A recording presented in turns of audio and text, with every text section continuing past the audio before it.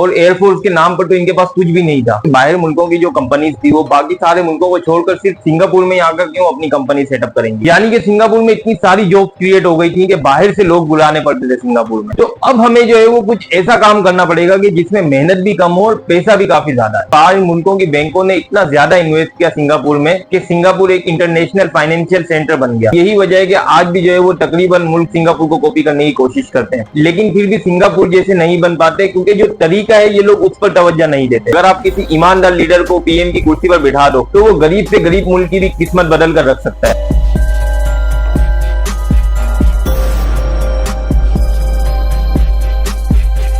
अस्सलाम वालेकुम दोस्तों, पिछली वीडियो में मैंने आपको बताया था कि सिंगापुर के हालात कैसे थे पहले जमाने में और किस तरह से जो है वो पीएम ली को वजीर आजम बनाया गया था और किस तरह से जो है वो पीएम ली ने फैसले लेना शुरू किए थे और किस तरह से जो है वो सिंगापुर की किस्मत बदलना शुरू हो गई। ये सारी बातें मैं आपको इस वीडियो में बताऊं। तो दोस्तों, पीएम ली कुआन ने जो है वो सबसे पहले ये सोचा था अपने मुल्क के बारे में कि उनके सारी जो अवाम है जो अलग अलग हिस्सों में रहती थी उनको सबसे पहले कौम बनाना जरूरी है। अगर वो इसे कौम नहीं बनाएंगे तो इनकी जो सारी पॉलिसीज होंगी वो तो बेकार हो जाएंगी, वो किसी काम की नहीं होंगी। फिर ली कुआन ने जो है वो सबसे पहले पीएम बनते ही सिंगापुर का झंडा और एक कौमी तराना तैयार करवाया। और सिंगापुर का जो कौमी तराना है ये भी काफी छोटा है। अगर आपने इनकी करेंसी देखी होगी तो उसके पीछे ही जो है वो इनका कौमी तराना भी छपा हुआ होता है। तो इन सब चीजों से निपटने के लिए जो पीएम ली हैं तो उन्होंने फरवरी 1960 में सिंगापुर की जो 70% आबादी झोंपड़ियों में रहती थी उसको खत्म करने के लिए हाउसिंग एंड डेवलपमेंट बोर्ड बनाया। तो इस एचडीबी ने जो है वो जमीन खरीद कर बड़े बड़े हाउसिंग यूनिट्स बनाए और झोंपड़ियों में रहने वाले लोगों को जो है वो बहुत ही कम पैसों के अंदर अपने घर फरोख्त किए। और जिन लोगों के पास पैसे नहीं थे उन लोगों को जो है वो इन्होंने लीज पर दिए मकान। अब जो लोग काम करने वाले थे उनका सेंट्रल प्रोविडेंट फंड कटता था और ये फंड जो होता है ये सिर्फ रिटायरमेंट के बाद ही मिलता है लोगों को। तो इसमें भी पीएम ली ने जो है वो एक चीज तब्दील कर दी थी कि अगर कोई इंसान को घर बनाना हो अपना या कोई मेडिकल इमरजेंसी हो तो उसके लिए भी जो है वो अपना फंड निकलवाना चाहता है तो निकाल सकता है। अब इससे जो है वो ये बड़ा फायदा होता है सिंगापुर को कि जो झोंपड़ियों में रहने वाले लोग थे यानी कि जो झोंपड़ियां थी वो कुछ ही वक्त के अंदर जो है वो बड़ी बड़ी बिल्डिंगों में तब्दील हो गई। और इसके साथ साथ जो है वो ये कानून भी बनाया गया कि एक बिल्डिंग के अंदर एक कम्युनिटी के दो खानदान जो है वो घर नहीं ले सकते हैं ताकि ये सब जो है वो एक दूसरे के साथ मिलकर रहने लग जाए। तो पीएम ली कुआन जो है वो ये बात जानते थे अच्छी तरह से कि अगर मजहब को लेकर ऊंच नीच खत्म करनी है तो सारे मजहब को जो है वो बराबर की इज्जत और बराबर की अपॉर्चुनिटी मिलनी चाहिए। और अगर इस ऊंच नीच को खत्म करना है तो इसकी शुरुआत जो है वो स्कूल लेवल से ही करनी होगी ताकि इस जात के बंटवारे को खत्म किया जा सके।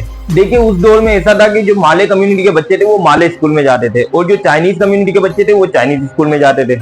और इसी तरह से जो बाकी भी कम्युनिटीज थी वहां पर वो अपने अपने मुंतखब करदा स्कूलों के अंदर अपने बच्चों को भेजती थी। उन्होंने जो है वो इन कम्युनिटीज स्कूलों से काफी ज्यादा अच्छे इंफ्रास्ट्रक्चर और फैसिलिटीज वाले गवर्नमेंट स्कूलों का आगाज किया और यहाँ पर जो है वो लोगों को बहुत ही कम पैसों में गवर्नमेंट स्कूल ऑफर किए गए। और लोगों ने जब अच्छी पढ़ाई और फैसिलिटीज को देखा तो फिर लोगों ने सोचा कि जब इतने कम पैसों में इतनी अच्छी पढ़ाई मिल रही है गवर्नमेंट स्कूल में तो फिर लोगों ने जो है वो अपनी कम्युनिटी के स्कूलों से बच्चों को निकाल कर इन गवर्नमेंट स्कूलों में डालना शुरू कर दिया। क्योंकि इन गवर्नमेंट स्कूलों में जो है वो बच्चों को हाई क्लास एजुकेशन मिल रही थी और इन स्कूलों के अंदर भी गवर्नमेंट की तवज्जो थी कि किस तरह से जो है वो एक दूसरे के मजहब की इज्जत करनी है और मिलजुल कर रहना है। अब आप ये देख लेंगे स्कूलों में जो है वो बच्चों के फैंसी ड्रेस कंपटीशन में अगर एक चाइनीज बच्चा है तो वो माले का जो है वो रिवायती लिबास पहनकर परफॉर्म करेगा। तो इस तरीके का कल्चर जो है वो इन लोगों ने शुरू कर दिया था यहाँ पर। और स्कूलों में जो है वो टीचर्स को भी इसी तरीके की हिदायत दी गई थी।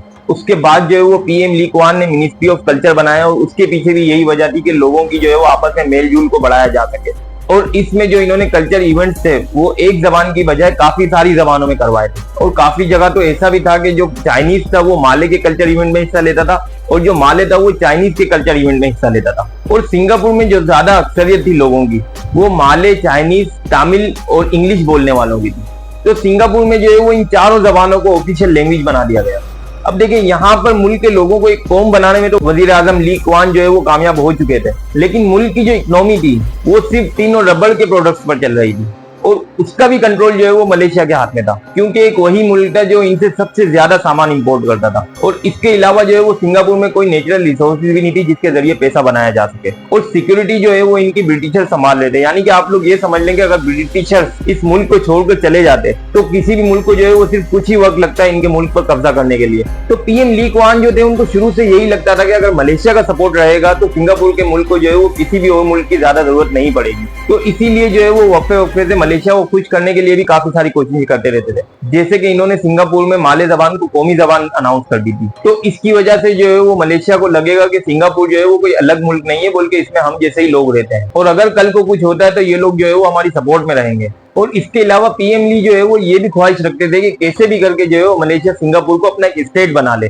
और इसके साथ साथ जो है वो पीएम ली इस बात पर भी ज्यादा गौर कर रहे थे कि इनकी ये जो सारी मेहनत है ये बेकार हो जाएगी, यानी कि जो जो ये फैसले कर रहे हैं ये सब बेकार हो जाएंगे अगर मुल्क में करप्शन रहा तो। और इसी वजह से जो है वो जून 1960 में प्रिवेंशन ऑफ करप्शन एक्ट पास किया गया, जिसकी वजह से पब्लिक या गवर्नमेंट सेक्टर में अगर कोई भी पकड़ा गया करप्शन करते हुए तो या तो उन्हें 1 लाख सिंगापुर डॉलर्स का जुर्माना अदा करना होगा या फिर जो है वो 5 से 7 साल कैद, ये दोनों सजाएं भी हो सकती थी। और इन करप्शन केसेस की तहकीकात के लिए CPIB यानी कि करप्ट प्रैक्टिसेस इन्वेस्टिगेशन ब्यूरो बनाई गई, और इस डिपार्टमेंट को जो है वो गवर्नमेंट के कंट्रोल से पूरी तरह से बाहर रखा गया और इसकी रिपोर्ट जो है वो डायरेक्ट प्राइम मिनिस्टर को दी जाने लगी। और इसके कुछ वक्त के बाद साल 1961 में जो है वो इन्होंने EDB यानी कि इकोनॉमिक डेवलपमेंट बोर्ड बनवाया। और इसको बनाने के पीछे जो है वो ये मकसद था कि भले ही जो है वो सिंगापुर में कोई नेचुरल रिसोर्सेज वगैरह नहीं है, लेकिन अगर हम सही तरीके से टैक्स बेनिफिट देकर सिंगापुर में दूसरे मुल्कों की इन्वेस्टमेंट करवाएंगे तो इससे जो है वो सिंगापुर की इकोनॉमी भी काफी बेहतर हो जाएगी। और इसी वजह से जो है वो लोगों को यहाँ पर पैसे और काम दोनों ही मिलना शुरू हो जाएंगे। अगर कोई बाहर मुल्क से आकर सिंगापुर में नई इंडस्ट्री लगाएगा तो उन्हें हमारी तरफ से जो है वो टैक्स बेनिफिट दिए जाएंगे। और कई बार तो जो है वो 1 से 2 साल तक का टैक्स हॉलीडे भी दे दिया गया, यानी कि आप आए हमारे मुल्क में अपनी इंडस्ट्री लगाएं और 1 से 2 साल तक के जो है वो आपके ऊपर से सारे टैक्स माफ हैं, इसके लिए आपको फिक्र करने की कोई जरूरत नहीं है। तो इस सब के अलावा पीएम ली जो है वो मलेशिया से बैक टू बैक काफी बार मुलाकात भी कर रहे थे कि मलेशिया जो है वो सिंगापुर को अपना एक स्टेट बना ले।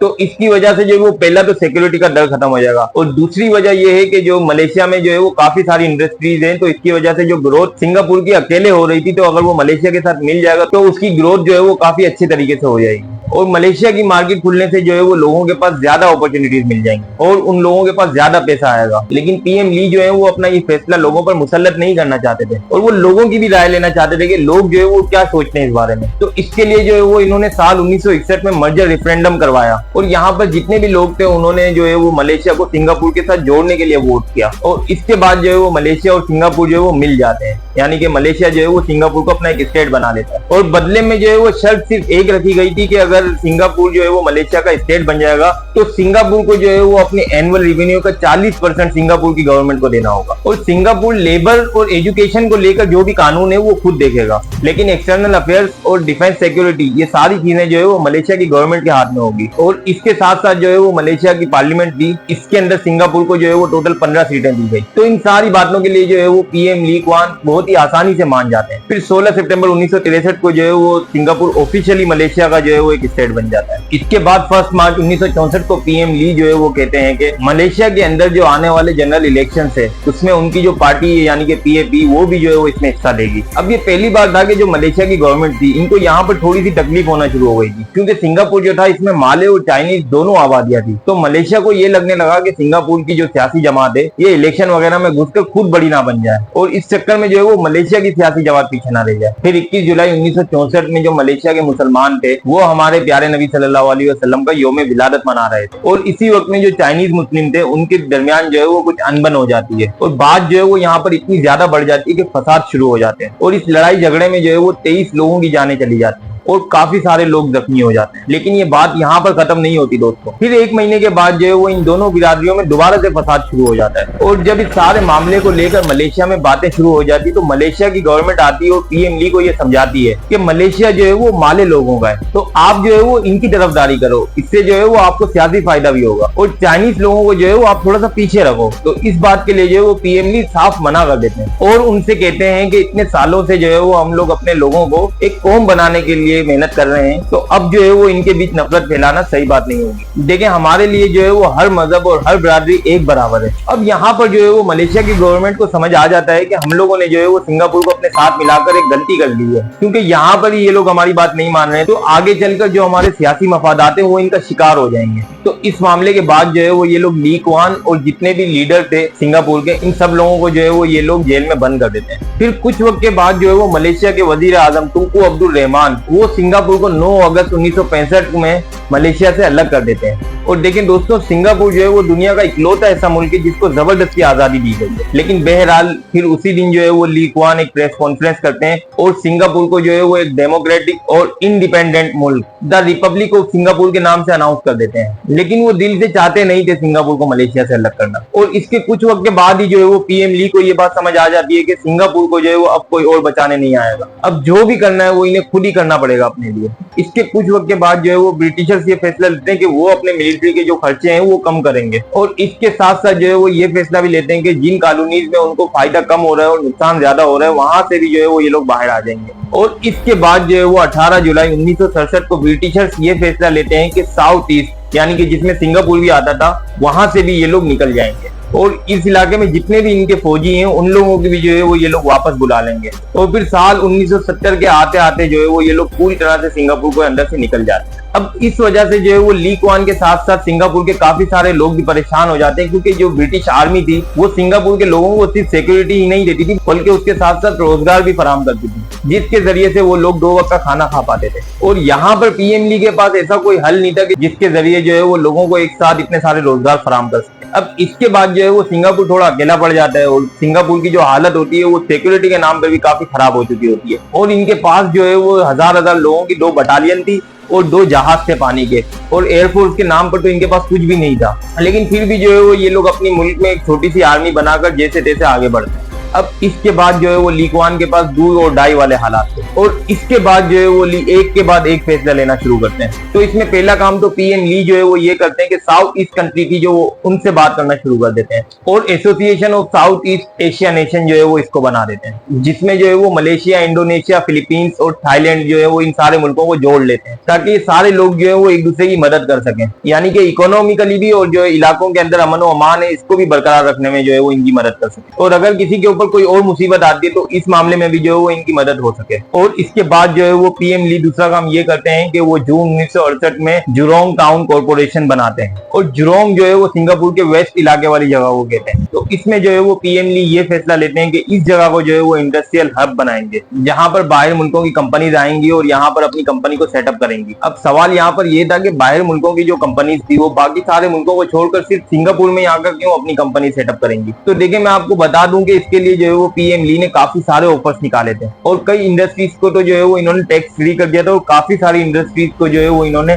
टैक्स हॉलीडे भी दे दिया था कि कुछ सालों तक जो है वो आप बिल्कुल भी फिक्र ना करें टैक्स देने की, आप बस यहाँ पर आए, अपनी कंपनी सेटअप करें और हमारे जो यहाँ के लोग हैं इन्हें सिर्फ नौकरियां दें। और इसके साथ साथ इस किस्म के लेबर लॉ बनाए गए जो कि पूरी दुनिया में कहीं पर भी नहीं है। यानी कि यहाँ पर सारी बातें जो है वो कंपनीज के फेवर में कर दी इन्होंने। लेबर के ऊपर भी जो सारा कंट्रोल है वो कंपनी के हवाले कर दिया था। और जाहिर सी बात है कि सिंगापुर के जो लोग थे वो काफी गरीब थे, इन्होंने गरीबी के दिन देखे थे, भुखमरी के दिन देखे थे, तो ये लोग भी जो है वो कोई भी काम करने से पीछे नहीं हटते थे। और पीएम ली जो है वो बैक टू बैक मीटिंग करते हैं USA, Japan, Hong Kong, Taiwan, Malaysia, Australia के साथ। और इसके साथ साथ जो यूरोपियन मुल्कों की कंपनीज थी उनको भी मना लेते हैं सिंगापुर के अंदर आकर सेटअप करने के लिए। और इसके बाद तकरीबन 2 साल के अंदर अंदर 250 से भी ज्यादा कंपनी जो है वो सिंगापुर में आकर सेटअप कर लेती है। और इसी वजह से जो है वो सिंगापुर में 32,000 से भी ज्यादा जॉब क्रिएट हो जाती हैं। और इसके बाद पीएम ली ने जो है वो बड़ी बड़ी ऑयल रिफाइनरी इंडस्ट्री सेटअप करना शुरू किया और कुछ इस तरह से किया कि सिंगापुर जो है वो दुनिया का तीसरा सबसे बड़ा ऑयल रिफाइनिंग सेंटर भी बन गया। तो ये सारे जो काम किए थे पीएम ली ने, इससे एक बड़ा फायदा ये होता है कि सिंगापुर को जो मलेशिया से उम्मीद लगी हुई थी उसकी जरूरत अब खत्म हो जाती है।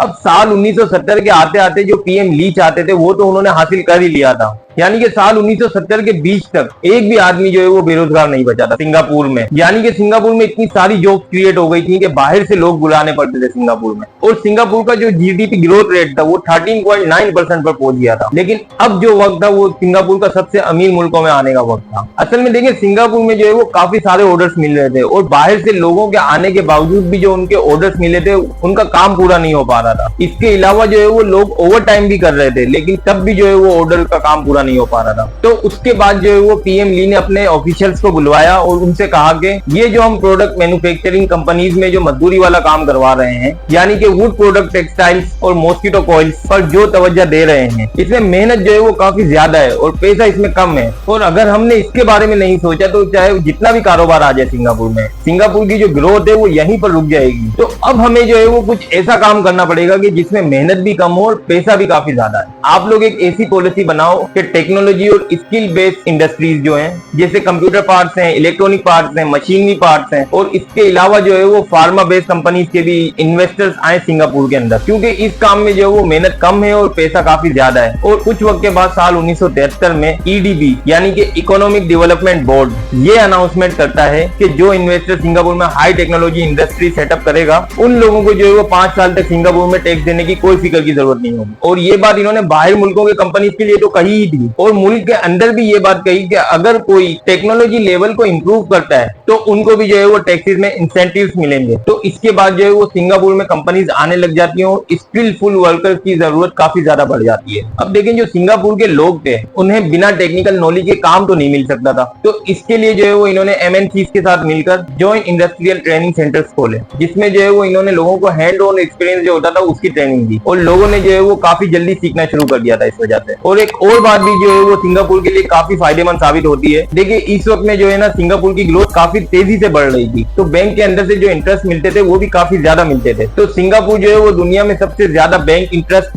देने वाले मुल्कों में से एक हो चुका था। और देखिए, बातों का ऐसा होता है कि अगर किसी मुल्क की बैंक ज्यादा इंटरेस्ट देती है तो जो बाकी मुल्कों की बैंक होती है वो भी उसी के अंदर इन्वेस्ट करना शुरू कर देती है। लेकिन सिंगापुर में ये रूल था कि जो बैंक से इंटरेस्ट मिलता था उसका 45% जो है वो गवर्नमेंट रख लेती थी, जिसकी वजह से दूसरे मुल्कों के बैंक जो थे वो सिंगापुर के बैंक में ज्यादा दिलचस्पी नहीं दिखा रहे थे। तो इस वजह से जो है वो पीएम ली इस 45% को भी जो है वो टैक्स को खत्म करवा देते हैं। और इससे जो है वो ये फायदा हुआ सिंगापुर को कि बाहर मुल्कों की बैंकों ने इतना ज्यादा इन्वेस्ट किया सिंगापुर में कि सिंगापुर एक इंटरनेशनल फाइनेंशियल सेंटर बन गया। और इसके बाद जो है वो पीएम ली ने ये बात नोटिस की कि सिंगापुर में जो है वो हाई टेक्नोलॉजी वाले प्रोडक्ट्स तो बन रहे हैं, लेकिन ये जो प्रोडक्ट्स हैं ये लो वैल्यू प्रोडक्ट्स बन रही हैं, यानी कि इससे मुनाफा कम आ रहा है और मेहनत ज्यादा लग रही है। तो इसके बाद जो है वो पीएम ली हाई टेक्नोलॉजी के साथ साथ हाई वैल्यू वाले प्रोडक्ट्स बनाने को कहते हैं। तो इस वजह से जो है वो मेहनत कम लगे और प्रॉफिट ज्यादा हो। और पीएम ली का ये ख्वाब था कि सिंगापुर को जो है वो दुनिया का सबसे अमीर मुल्क बनाना है। फिर इसके बाद साल 1980 में गवर्नमेंट जो है वो एक हाई सैलरी स्कीम लेकर आती है, जिसमें जो है वो स्किलफुल लेबर को उनकी मेहनत के हिसाब से ज्यादा तनख्वाह देने का ऐलान किया। और इसके अलावा जो है वो गवर्नमेंट ने अपने बजट के अंदर स्किल डेवलपमेंट फंड भी बनवाया, ताकि इनके मुल्क की जो कंपनीज हैं, जैसे ट्रेनिंग, कंप्यूटराइजेशन, ऑटोमेशन वगैरह,